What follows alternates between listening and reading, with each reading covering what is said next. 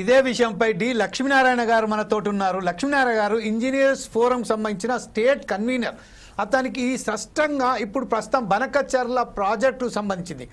అక్కడే ఇప్పుడు లేని బిడ్డకే పేరు పెట్టినట్టుగా పోలవరానికే దిక్కు లేదంటే పోలవరానికి రావాల్సిన నిధులే ఇంకా రాలేదు అని చెప్తున్న సమయంలో ఈరోజు బనకచర్ల విషయాన్ని తీసుకొచ్చి కేంద్రానికి సంబంధించిన వాళ్ళు తీసుకొచ్చి చంద్రబాబు నాయుడు ఒత్తిడి మేరకో లేకుంటే కాంగ్రెస్ను భయపడో ఈరోజు మాట్లాడడానికి వాళ్ళు ఒక మీటింగ్ ఏర్పాటు చేసేసారు. ఈ విషయంపై మీరు ఎలా అంటారండి? ఇది వేవుల ప్రాజెక్టు, బనకచర్ల ప్రాజెక్ట్.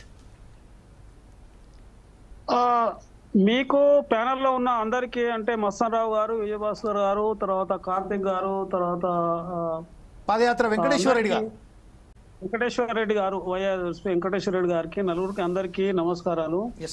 మీ యొక్క 4TV ప్రేక్షకులకు కూడా నమస్కారాలు తెలియజేస్తూ, ఈరోజు బనకచర్ల అనేది మనం అనేక సార్లు చర్చించుకున్నాం దీని మీద. అయితే ఇప్పుడు ఈ రోజు రేపు ప్రభుత్వం అనేది ఇద్దరు సీఎంలు, తెలుగు రాష్ట్రాల సీఎంలు అక్కడ కేంద్రంలో కూర్చోబోతున్నారు. తెలంగాణ ప్రతిపాదించిందంటే ఇప్పుడు బనకచర్ల డిస్కస్ చేయాల్సిన అవసరం లేదు, తాత్కాలిక ఇష్యూ, అదంటే అత్యవసర ఇష్యూ కాదు. అంతకుముందు తెలంగాణలో అనేక ప్రాజెక్టులు పెండింగ్ ఉన్నాయి, క్లియరెన్స్.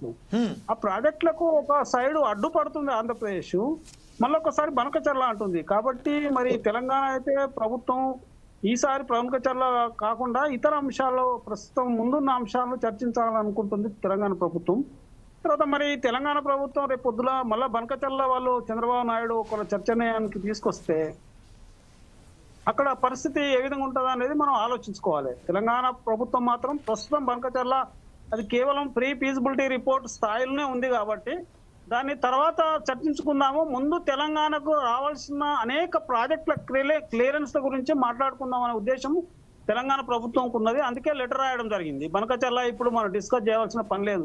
కానీ చంద్రబాబు ఏంటంటే బనకచర్లను పట్టుకొని బాగా వేలాడుతుంది. ఇప్పుడు చంద్రబాబు మనం అనుకున్నంత ఫేరు రాజకీయ నాయకుడు కాదు. తెలంగాణ విషయంలో కూడా ఆయన ద్వంద్వ వైఖరే వహించిండు, అందరు తెలుసుకోవాలి. ఇంకొకటి ఇక్కడ తెలంగాణ అనేది ఎగువన ఉన్న రాష్ట్రము, అంటే గోదావరి మీద ఎగువనే ఉంది, కృష్ణా మీద ఎగువనే ఉన్న తెలంగాణ రాష్ట్రం. తర్వాత తెలంగాణ అనేది పరివాహక ప్రాంతం చాలా అధికంగా ఉంది. దాని యొక్క నదీ పరివాహక ప్రాంతం కానీ, జనాభా కానీ, సాగుయోగ్యమైన భూమి, నోచుకోని భూమి కూడా చాలా ఉంది. ఎందుకొరకంటే ఇప్పుడు పరివాహక ప్రాంతంగా చూస్తే గోదావరి మీద కూడా 79% తెలంగాణ ఉంది. ఆంధ్ర కేవలం 21% ఉంది. ఉభయ గోదావరి జిల్లాలు, east Godavari, west Godavari, half Vizag జిల్లా అంతా కలిస్తే 21% పరివాహక ప్రాంతం ఉంది ఆంధ్ర ప్రాంతం. మరి 80% అంటే 79-80% పరివాహక ప్రాంతం ఉన్న వాళ్ళ వాటా ఏం కావాలి? వీళ్ళు ఏమో ఆలోచించుకోవాలి. కేవలం 20%-21% పరివాహక ప్రాంతం ఉన్న వాళ్ళే అధికంగా వాటా పొందాలనుకున్నాడు అనేది ఎంతవరకు సమంజసం అనేది ఆలోచించుకోవాలి. ఒకటి ఎప్పుడైనా పందికొక్క సిద్ధాంతం అనేది మర్చిపోవాలి ఉభయ రాష్ట్రాలు. ఎందుకంటే పందికొప్ప ఏందో తనదికే తోడుకుంటది, ఆ తనదికే తోడుకునే సిద్ధాంతం అనేది మర్చిపోవాలి. వాస్తవికంగా అనేది వాటా ఎంత న్యాయమైన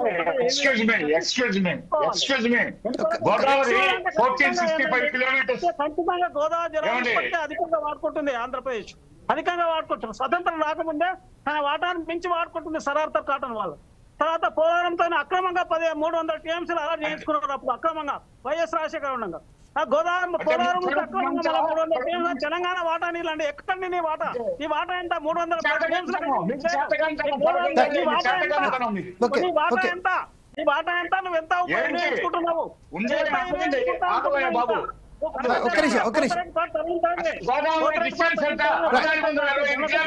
లక్ష్మీనారాయణ గారు ఒకటే నిమిషం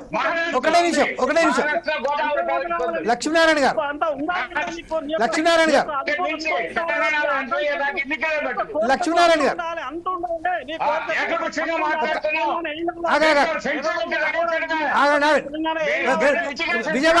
విజయభాస్కర్ గారు మీ వీడియో ఆన్ చేయండి. విజయభాస్కర్ గారు, లక్ష్మీనారాయణ గారు ఒక్క నిమిషం. లక్ష్మీనారాయణ గారు అదే ఓకే. లక్ష్మీనారాయణ గారు ఒక్క నిమిషం అండి. వాటా ఎంత? 31%. అంటే రాయలసీమ ఆంధ్ర కలిసి 31%. ప్రతి విషయంలో సార్ నేను ఖచ్చితంగా లక్ష్మీనారాయణ గారు లక్ష్మీనారాయణ ఒక్క నిమిషం అండి. లక్ష్మీనారాయణ గారు, మీరు ఏ విషయమైనా కూడా టెక్నికల్గా మాట్లాడుతున్నారు కాబట్టి విజయభాస్కర్ గారు కానివ్వండి, పాదయాత్ర వెంకటేశ్వర రెడ్డి గారు కానివ్వండి, ఖచ్చితంగా టెక్నికల్గానే మాట్లాడతారని ఆశిస్తూ విజయభాస్కర్ గారు, లక్ష్మీనారాయణ గారు ఒక్క నిమిషం ఆగండి అండి ప్లీజ్.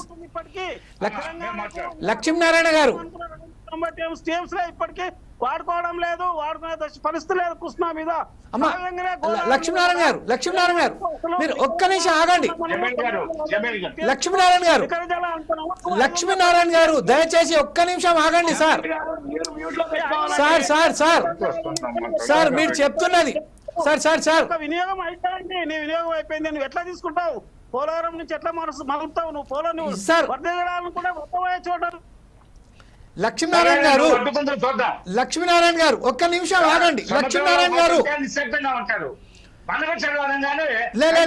ప్రతి విషయం ఏ సార్ ఎవరు కూడా రెచ్చిపోయే అవసరం లేదు. ఖచ్చితంగా ఈ విషయంలో మనం ఒక చర్చ, నిర్దిష్టంగా ఒక చర్చ కార్యక్రమం నిర్వహిస్తున్నాం కాబట్టి టెక్నికల్ గానే మాట్లాడదాం.